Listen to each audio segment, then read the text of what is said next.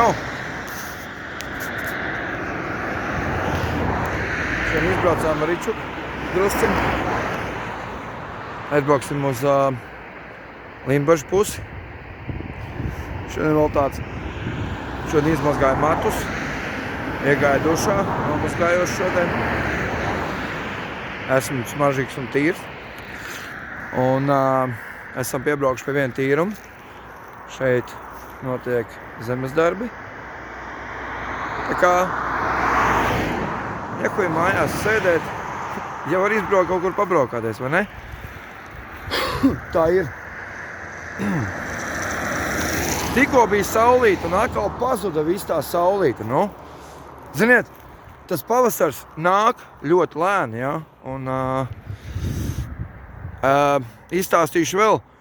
Manam ritenim salūza pakaļējais rats, iespējams, kad izlūza viens spieķis ārā un rezultātā es ieliku lūk šito iekšā un ieliku to pašu veco, kas bija. Un to rati, ko es ieliku, tam bija izlūzas spieķis vienā vietā un tad tā plaisa gāja tālāk pa visiem spieķiem uz augšu.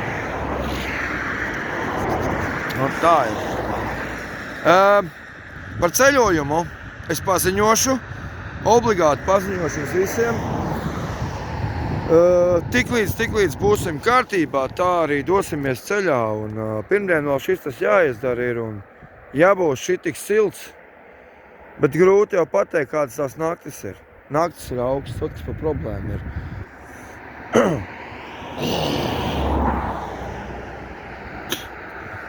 Es ļoti atvainojos par šitām lietām. Es savādāk nevaru, bet, mums ir BMW vadītājs bez uguņiem. Protams. Tā ir. Brauksim tālāk, pasīsimies vēl kaut ko. Kur kāds kaut ko dara uz tīrumu. Lai visiem jauka svētdiena, lai darba pilns rokas nākošu nedēļu visiem ir. Ja?